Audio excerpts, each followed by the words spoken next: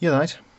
So, I finished reading this a little while back, and out of all the Warhammer novels I've read, this one has, it's, yeah, it's the best.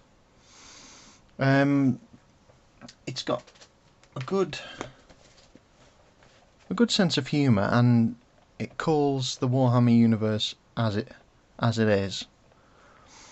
The setup of the story is it follows the Brimlock 11th, and they have been, well, there's been a crusade, and the Brimlock 11th are part of that crusade, and they've been conquering all kinds of places, which, the characters in the story reference, and that also gives back more background and backstory to it. But they've been on crusade, and it's coming to the end now, and the officers of the Brimlock 11th are trying to avoid getting any more assignments, and the troops don't particularly want any more assignments because they're all just hoping that they survive this long. Maybe they can survive till it ends, and if they do, the officers go back to Brimlock, and the troops will colonize a planet. So they'll get their own homesteads and stuff. And what ends up happening is they get assigned what seems like a straightforward mission. A planet called, I think it's Vur, sends out a distress call to them, and it's not an Imperial planet. It's humans, and they're independent. They're like, we came out and colonized this planet to rule ourselves, really, to be free of the Imperium. Anyway, they send out a distress call saying, we've got an orc rock has landed on our planet, and we need help. So they dispatch the Brimlock 11th to help this planet and fight the orcs. And that's the setup. And throughout all the setup, it introduces lots and lots of characters, but it also layers them. And it also spreads out the information you get about these characters throughout the book, which is good because it gives it good pacing, and also it gives it good characters, because they're more than just the majority of them are more than just like two-dimensional, nobody's just there to get shot. Like the humour of this book is all from the characters in specific, and one of the funniest characters is Private Drake.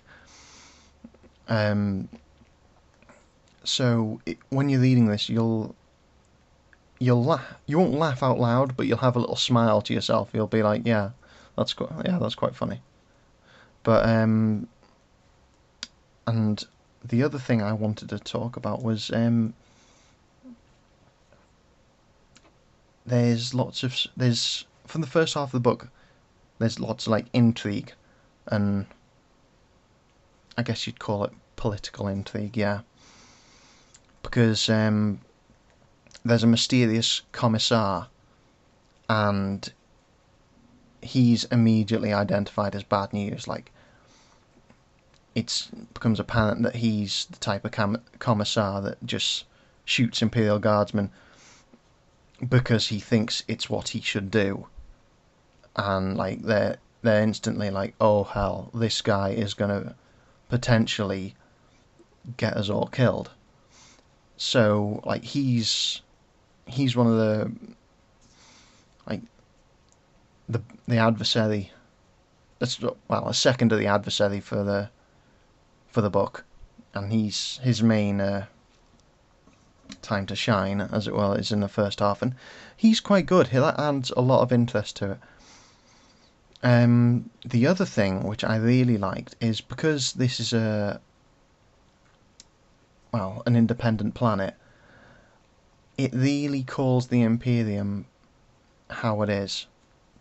Because they're thinking like, okay, you come here, kill the orcs, thanks very much, go home now. But because they want their freedom, they want to be free to do how they will.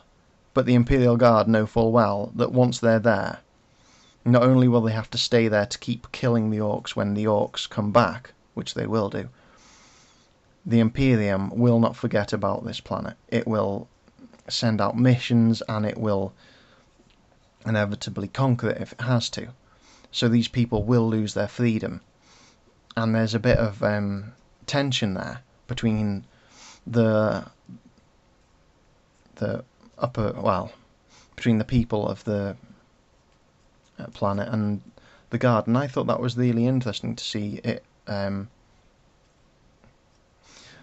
seen how it really is. Other than that, I mean, the characters are quite endearing, and I won't give away any spoilers, but Private Blanks is a badass. You'll see what I mean. And the ending is good. It does justice to the characters. And although, like any Warhammer 40,000, well, actually, spoiler alert. Although, like any Warhammer 40,000 book, it isn't exactly happy. I came away from it feeling satisfied that most of the satisfied that it had done justice to them. It doesn't wrap up all the questions to the story. Case in point, the orcs have some mysterious laser, which isn't elaborated on an awful lot. But all the questions you have about the characters, it wraps them all up. So, you know what? I would say if you're looking for the book, a Warhammer book, go for it. If you're the Imperial Guard fan, definitely go for it. If you're a Warhammer fan, yeah. If you're a fan of sci-fi, then yes, this could be a good entry into Warhammer. Or it could just be. It's just an interesting book as it is. Anyway, happy reading.